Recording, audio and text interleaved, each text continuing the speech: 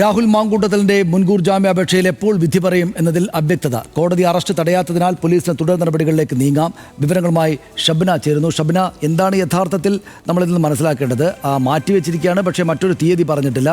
എന്നാൽ ഉച്ചയ്ക്ക് ശേഷം ഉണ്ടാകുമോ എന്ന കാര്യത്തിൽ നമുക്കിപ്പോൾ വ്യക്തതയില്ല. എന്നാൽ പോലീസിനോട് അറസ്റ്റ് ചെയ്യാൻ പാടില്ല എന്നോ അറസ്റ്റുമായിട്ട് മുന്നോട്ട് പോകാം എന്ന തരത്തിലുള്ള നിർദ്ദേശങ്ങളൊന്നും കോടതി നൽകിയിട്ടുമില്ല. നമ്മളെന്താണ് മനസ്സിലാക്കേണ്ടത്? ഇപ്പോൾ 1.5 മണിക്കൂറോളം നീണ്ട വിശദമായ വാദം ഇരുഭാഗത്തിൻ്റെയും പൂർത്തിയാക്കിയാണ് കോടതി വിധി പറയാൻ മാറ്റിയിട്ടുള്ളത്. നമുക്ക് അഭിഭാഷകനിൽ നിന്ന് ലഭിക്കുന്ന വിവരം അനുസരിച്ചാണെങ്കിൽ ഇന്നിപ്പോൾ അത്തരത്തിലൊരു തീയതി നിശ്ചയിക്കുകയോ അല്ലെങ്കിൽ ഒന്നും തന്നെ കോടതി ഇനിയിപ്പോൾ ഇക്കാര്യത്തിൽ വ്യക്തത വരുത്തുകയില്ല. ഈ വിധി പറയുന്ന ഈ ജഡ്ജ് ഹൈക്കോടതിയിൽ ട്രെയിനിങ്ങുമായി ബന്ധപ്പെട്ട് പോകേണ്ടതുണ്ട്. അതുകൊണ്ട് തന്നെ ഒരു പക്ഷേ നാളെ വിധി പറഞ്ഞേക്കും എന്ന് പറയുന്നു. അല്ലെങ്കിൽ ഈ ഹൈക്കോടതിയിലെ പ്രോഗ്രാമിൻ്റെ അനുസരിച്ചാകും ഇനിയിപ്പോൾ ഈ കേസിൽ ഈ കോടതി വിധി പറയുക എന്നാണ് നമുക്ക് അഭിഭാഷകനിൽ നിന്ന് നമുക്ക് മനസ്സിലാക്കാൻ സാധിച്ചത്.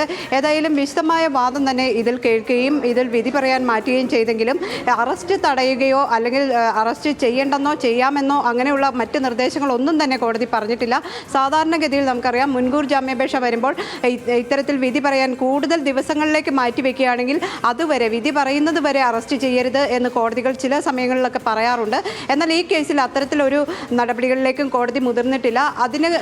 അതുകൊണ്ട് തന്നെ പോലീസിന് എന്ത് നടപടി വേണമെങ്കിലും സ്വീകരിക്കാം. പക്ഷേ പോലീസ് അത്തരത്തിലൊരു നടപടിയിലേക്ക് ഇനി പോകില്ല. കാരണം ഇപ്പോൾ നമുക്കറിയാം, ആൻറ്റിസിപ്പേറ്ററി ബെയിൽ ഈ കോടതിക്ക് മുന്നിൽ വന്നതിന് ശേഷവും പോലീസ് രാഹുൽ മാങ്കൂട്ടത്തലിനെ തേടി പലയിടങ്ങളിലും നടക്കുന്നു എന്ന് പറയുകയല്ലാതെ കൃത്യമായ ഒരു നടപടിയിലേക്ക് പോയിട്ടുണ്ടോ എന്ന കാര്യത്തിൽ നമുക്ക് സംശയമുണ്ട്. കാരണം ഒരു ആളെ കണ്ടെത്തേണ്ട ഒരു സാഹചര്യം അല്ലെങ്കിൽ അത്തരത്തിൽ കണ്ടെത്താൻ പറ്റുന്ന സംവിധാനങ്ങൾ ഉപയോഗിച്ചിരുന്നോ എന്ന കാര്യത്തിലൊക്കെ വലിയ തർക്കങ്ങൾ നടക്കുന്നു.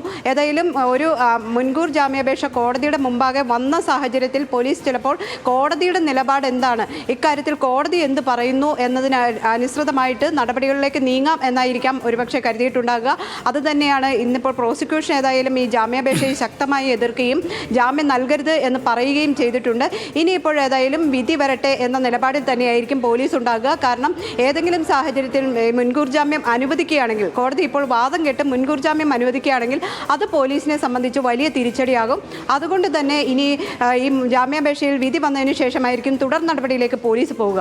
ഒരു പക്ഷേ ഇനിയിപ്പോൾ നമുക്ക് ഇപ്പോൾ അഭിഭാഷകനിൽ നിന്ന് മനസ്സിലാക്കാൻ സാധിക്കുന്ന അനുസരിച്ചാണെങ്കിൽ നാളെ വിധി പറഞ്ഞേക്കും. ഇല്ലെങ്കിൽ ഈ ഹൈക്കോടതിയിലെ ട്രെയിനിങ് പ്രോഗ്രാമിൻ്റെ കാര്യം ഞാൻ സൂചിപ്പിച്ചു, അത്തരത്തിലാണെങ്കിൽ ഒരു 4 ദിവസമെങ്കിലും കഴിയും എന്നാണ് നമുക്ക് അറിയാൻ സാധിച്ചത്.